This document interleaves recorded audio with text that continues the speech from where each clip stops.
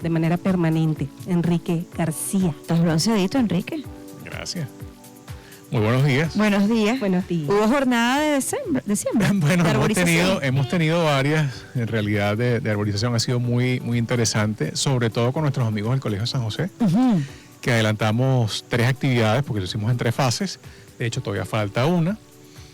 Y hemos adelantado allá bastante. Me ha gustado mucho el proceso. En realidad, los niños han estado muy involucrados. Eso es muy importante. Y además, vamos a decir que emparentados con sus árboles. Incluso hubo varios que les pusieron nombres a los árboles. A mí me encantó eso. Oye, qué bien, sí, qué bonita esa experiencia. Fue muy bonita la experiencia. De hecho, tenemos previsto adelantar otras actividades con ellos, porque en el San José hay que hacer una tala de árboles, que son unos ficus que están allá de hace muchísimo tiempo, que lamentablemente se enfermaron con un hongo que es irreversible, que es el fusarium.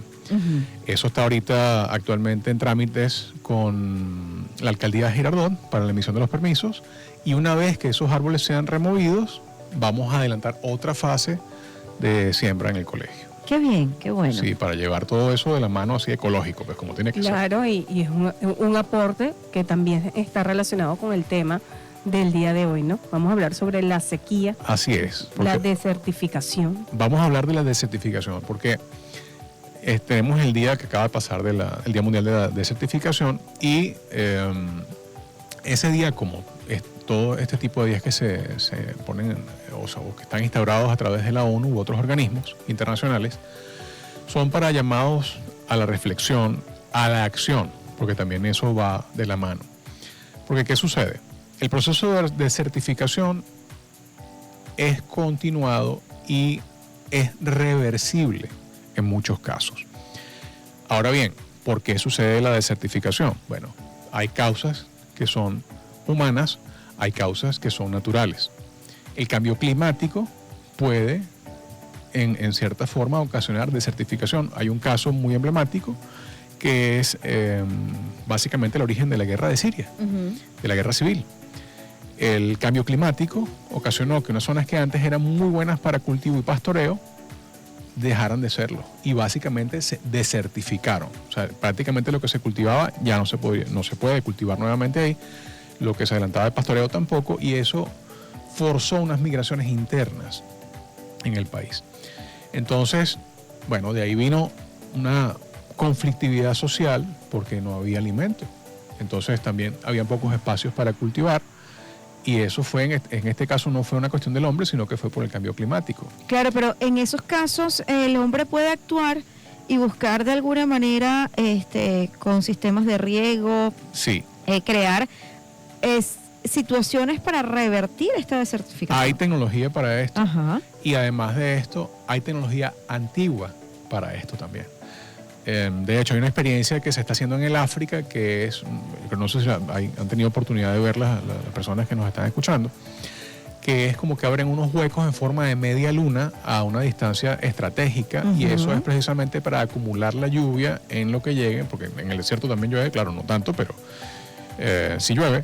Entonces eso va integrándose con otros cultivos especiales, o sea, árboles o arbustos, para ir quitándole desierto, o sea, quitándole arena al desierto, transformarla en espacio verde. Okay. Entonces, el Gran Muro Verde de África, que es uno de los proyectos que está ahorita que ya tiene varios años en el ruedo, es precisamente con la intención de irle ganando espacio y evitar que el desierto siga avanzando, porque el desierto, por ejemplo, del Sahara, todos los años va avanzando, esas dunas se van metiendo hacia zonas que no eran desérticas y se las va literalmente robando.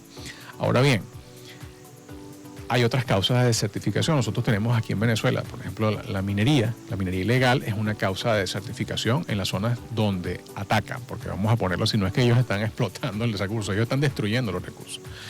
Y por supuesto se lucran en el proceso.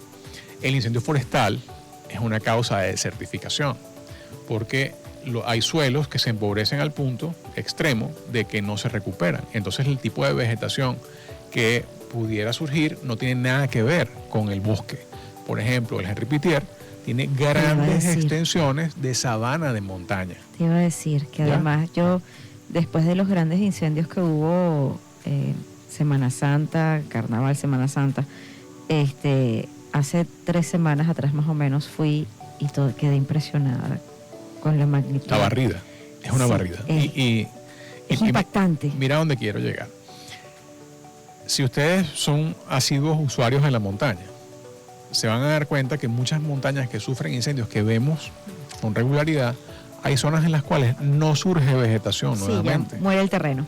Es porque el suelo está tan dañado que no tiene la capacidad de sostener ni siquiera arbusto.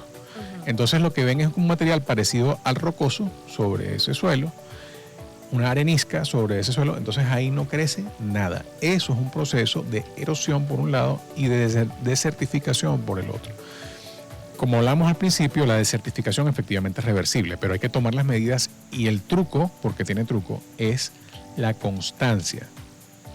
Bien, porque si, por supuesto, si hay tecnología y si hay conocimiento para revertir esto, pero nosotros, una causa, por ejemplo, de desertificación, que mencioné los incendios forestales anteriormente, es la sobreexplotación del recurso hídrico. Hay muchas partes del mundo que tenían lagos que ya no existen, ríos que ya no existen. ¿Por qué? Bueno, porque se sobreexplotó el recurso. Y les voy a dar otro ejemplo. En China hay zonas que son de ciudades muy importantes que literalmente se están hundiendo. Entonces, ¿por qué se están hundiendo las ciudades de China? Bueno, por una parte por la explotación excesiva del agua subterránea. ¿Ya? Porque esa agua precisamente hace fuerza en el terreno. Y la otra es el exceso de peso sobre el terreno, porque han construido grandes moles de concreto en ciudades muy extensas y además la cantidad de gente que vive en China, y eso afecta la capacidad del suelo de la resistencia. Enrique, has mencionado un dato que sí existen tecnologías para revertir esta situación, pero primero, económicamente son asequibles. Esa es una de las preguntas. Lo segundo, ¿cuánto tiempo tardaría en recuperarse un terreno con estas características? Y el caso regional, en el estado de Aragua, ¿hay algún porcentaje de sequía y de terrenos que estén en esta situación? Bueno, lo que comenzaba, si vamos a empezar atrás hacia adelante, en el tema del Henri Pittier es evidente de que todos los incendios han tenido impacto y hay zonas que ya va a costar mucho trabajo porque hay que esperar mucho tiempo para que se recupere el suelo. Creo que lo comenté alguna vez en el programa que 1 centímetro de suelo en Henri Pittier aproximadamente requiere 10 o 15 años para formarse, y estamos hablando de 1 centímetro, de manera natural, ¿no? Entonces, respecto al estado de Aragua, también hay zonas que son propensas a desertificarse.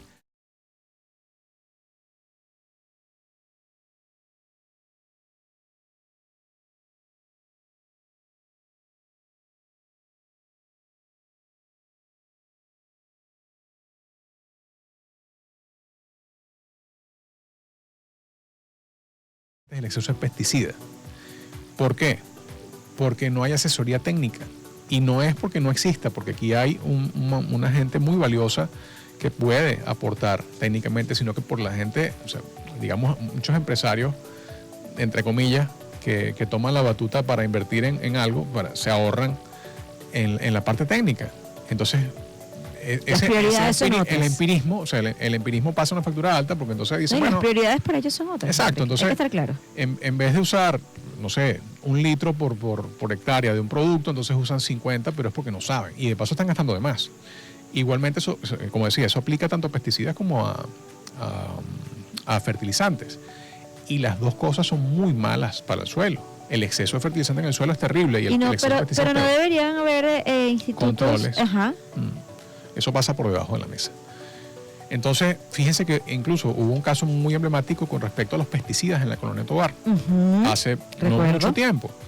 ¿Por qué? Bueno, porque las mezclas eran incorrectas, porque se hacían de forma empírica y eso trajo problemas. Le trajo problemas a ellos, por otro lado, y a los que estaban sacando de resultados. La gallinaza. Pero Sí. es que es una situación en la que todos los involucrados se ven afectados. El productor o empresario, la cadena de distribución, Sí. los locales pequeños que forman parte de la plaza de la distribución y el consumidor final. El usuario pierde. Y fíjense otra cosa, con respecto a los otros lugares del estado de Aragua, nosotros tenemos que considerar que una de las cosas que escasea en nuestro estado es el agua. ¿Ok? Entonces, ¿qué sucede? No se han establecido mecanismos para aprovechar, por ejemplo, el agua que está en el lago de Valencia, porque el agua del lago está sumamente contaminada. Y no es que no sea aprovechable, mucha de esa agua podría ser aprovechada. Pero hay como proyectos agua para gris. eso, hay proyectos desde hace más de 2 años. No, mucho más de Bueno, eso. muchísimo, pero Mucho de más hecho atrás. hay uno que hace 2 años me llegó a mis manos y todavía está esperando aprobación. Es que el problema de eso, y lamentablemente hemos caído ahí, es que eso no da voto. Entonces, como no llama la atención para dar voto, pues lo dejan de ese tamaño. Entonces los presupuestos se invierten para otras cosas. Y lamentablemente, eso ha sido una constante que no es desde ahorita. Ajá, pero la pregunta y tienes exactamente 40 segundos para respondernos. ¿Qué podemos hacer nosotros? Aparte de lo que estamos haciendo, por ejemplo, hoy en esta cita de éxitos. Bueno, en lo que es la parte de prevención de desertificación, la primera, la prevención del incendio forestal. La segunda, la asesoría técnica en lo que es la parte de cultivo es sumamente importante para no sobreexplotar los suelos y tampoco erosionarlos de más. La otra, el uso racional del agua, porque precisamente el exceso del uso del agua que nosotros tenemos en las ciudades afecta aguas abajo a los terrenos que dependen de ella y por supuesto la vegetación que está allí. O sea, si nosotros nos comemos todo el agua del río que baja de Madre Vieja para digamos, todo lo que está en su trayecto se va a afectar. Exactamente. Entonces, yo creo que se resume a 2 palabras. Consumo responsable. Nosotros tenemos que ser responsables con las cosas que consumimos y no excedernos más allá de lo que necesitamos, en realidad. Bueno, muchísimas gracias, Enrique. @sembramos todos. Gracias a ustedes. Siempre bienvenido a esta cita de éxitos. Son las 10:35.